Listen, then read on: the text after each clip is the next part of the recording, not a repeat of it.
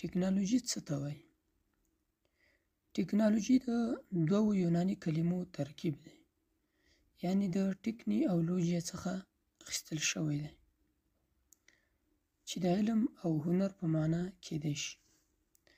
مطلب دا که یو څوک کور جوړوي نو د کور جوړولو لپاره دی نقشې ته ضرورت لري. نو دغه نقشه چې ده د مهندس او یا انجینر لخوا جوړیږي. کله چې مهندس دغه نقشه جوړوي نو د نقشې د جوړولو لپاره د خپل علم او د مهندسي د اصولو او معیارونو څخه استفاده کوي، او د دې څخه په استفادې چې کله نقشه جوړه کړه بیا دغه نقشه د خپل مهارت څخه په استفادې په یو ښکلي او ښایسته کور بدلوي. نو ځکه موږ وایو چې ټکنالوژي د علم او هنر ترکیب دی یا د ټکني او لوژیا څخه اخیستل شوی دی. په انګلیش کې ورته ساینس آف کرافت او په فارسي کې ورته فناوري ویل کېدی شي. د ټکنالوژي تعریف ته که راشو، ټکنالوژي مختلف تعریفونه درلودی شي. مثلا یو تعریف داسې هم کېدی شي چې ټکنالوژي هغه افزار، مفاهیم او روشونه دي چې د انسان ستونزې او مشکلات پرې حل شي او هدف ته ژر پرې ورسي. او یا ټول هغه شیان چې انسان جوړ کړي او په طبیعي ډول د ځمکې پر مخ موجود نه وو، لکه موټر، طیاره، کمپیوټر او ډیر شیان نور هم شته. د ټکنالوژي تاریخ ته که راشو نو تاریخ یې ډیر پخوانی کېدلی شي.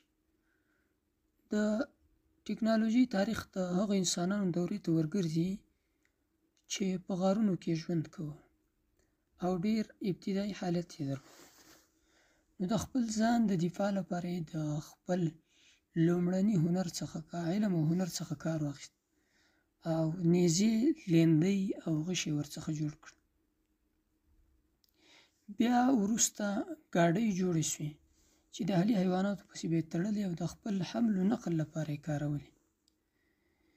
بیا یې په اور باندې د مس او اوسپنې د ویلې کولو چل زده کړ چې د خپل ضرورت شیان به یې ورڅخه جوړول، لکه توره، زغره یا ډال او نور څه چې دوی ته ضرورت و. همدارنګه دا پرمختګ کرار روان و تر دې چې د 1200 او 1500 میلادي کلونو ترمنځ توپک رامنځته شو. بیا د 1500 څخه تر 1800 یا 1800 میلادي کلونو ترمنځ د توپخانې او کښتیو په برخه کې پرمختګ وشو. او همدارنګه مهمه ده چې د جیمز واټ لخوا د بخار ماشین رامنځته شو. دغه د بخار ماشین به انرژي تولیدوله، یعنی پاور به یې رامنځته کوه. بیا د 1850 او 1950 میلادي کلونو ترمنځ ټکنالوژي پرمختګ تیز شو او الوتکې، ټانکونه، جنګي کښتۍ، د حمل و نقل وسیلې لکه بار وړونکي کښتۍ، لاریګانې، ټرکونه او داسې نور مختلف شیان جوړ شو. له 1950 څخه تر 2000 میلادي کلونو پورې بیا د توغندیو په برخه کې لکه د اوبو لاندې او د لویو وچو ترمنځ اوږد واټنه توغندي رامنځته شول.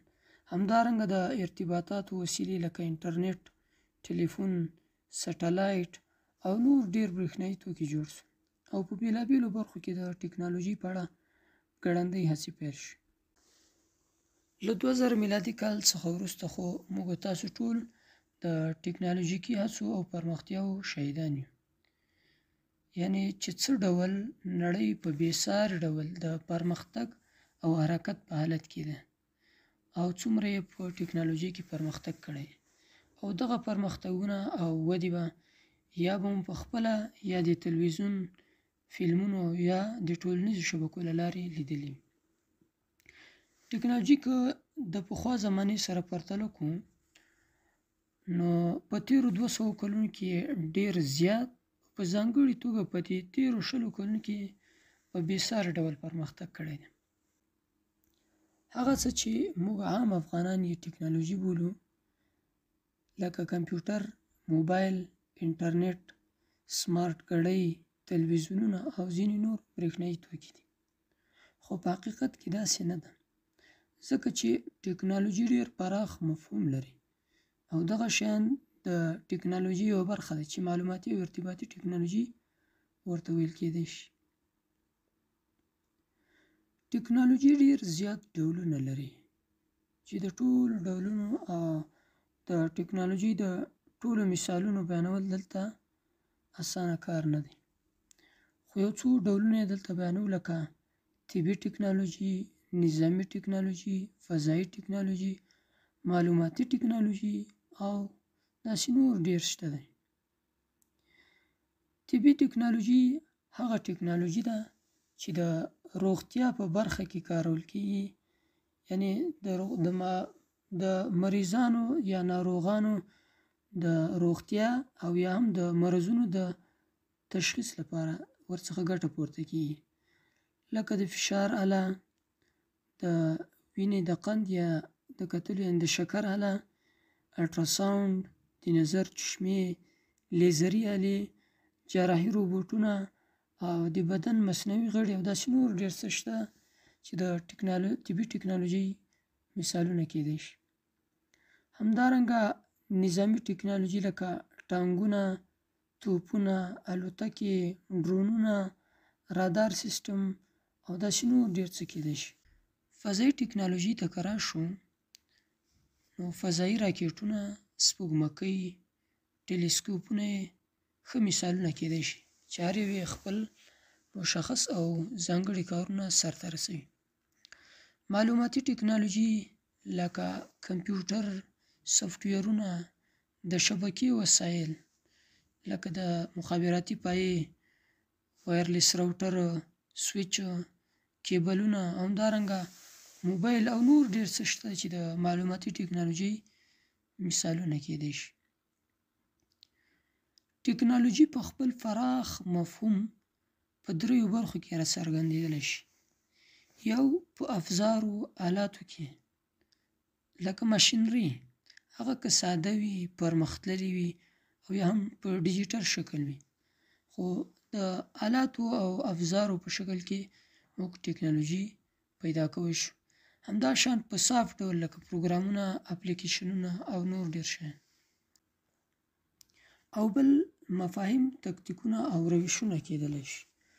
مثلا AI که ووایو، AI یوه نوې ټکنالوژي ده او کله چې موږ ورڅخه پوښتنه کوو، نو زموږ د پوښتنې د ځواب لپاره دی د مختلفو تکتیکونو او روشونو څخه استفاده کوي او زموږ د خوښې خلاصه او مربوط جواب را پیدا کوي. نو دا د ټکنالوژۍ په اړه لنډ او عمومي معلومات. د ټکنالوژۍ ګټو ته که راشو، ټکنالوژۍ له موږ سره په خپل ورځني ژوند کې ډېره زیاته مرسته کړې ده. مثلا زموږ د وخت د ضایع کېدو مخنیوی یې کړی او مثالونه یې هم کمپیوټر، موټر، طیاره او داسې نور ډېر څه کېدلی شي. یعنې د کمپیوټر څخه په استفادې موږ د هفتو او میاشتو کارونه ورځو او ساعتونو ته راوستی شو. همدارنګه د موټر او طیارې څخه په استفادې د هفتو او میاشتو فاصلې موږ ورځو او ساعتونو ته راوستو. همدارنګه په مخابراتو کې له موږ سره مرسته کړې ده، یعنې کولی شو چې د ډېر لرې څخه د یو بل سره خبرې وکړو، یو بل ووینو او یو بل ته معلومات ولېږو. همدارنګه د آنلاین زده کړې زمینه یې موږ ته مساعده کړې ده. د تعلیمي موادو په برابرولو کې له موږ سره مرسته کړې ده. په روغتیا کې لکه سیټي سکین یو مثال ورکولی شو چې موږ سره یې مرسته کړې. درمل جوړونه کې موږ سره مرسته کړې. آنلاین تجارت، سوشل میډیا، امنیت او نور داسې ډېرو شیانو کې له موږ سره مرسته کړې ده. د دې ګټو باوجود ټکنالوژي ځینې خپل زیانونه هم لري. لکه د ټکنالوژي زیان دا هم کېدلی شي چې زموږ معلومات غلا شي او له لاسه یې ورکړو. همدارنګه فزیکي ناروغي رامنځته کولی شي، لکه د موبایل څخه ډېره استفاده زموږ سترګو ته ضرر رسوي. همدارنګه د ګوښکیو څخه ډېره استفاده غوږونو ته تاوان رسوي. همدارنګه ذهني ناروغۍ درلودی شي، یعنې پریشاني رامنځته کوي، حوصله کموي او ځینې نور مثالونه یې هم کېدای شي. او د ټکنالوژۍ بل زیان بیکاري کېدلی شي، یعنې ټکنالوژي اوس ډیر زیات پرمختګ کړی دی او روبوټونه رامنځته شوي. ډیر هغه کارونه چې مخکې به انسانانو کول اوس یې روبوټونه سرته رسوي او په ډیر ښه شکل یې سرته رسوي.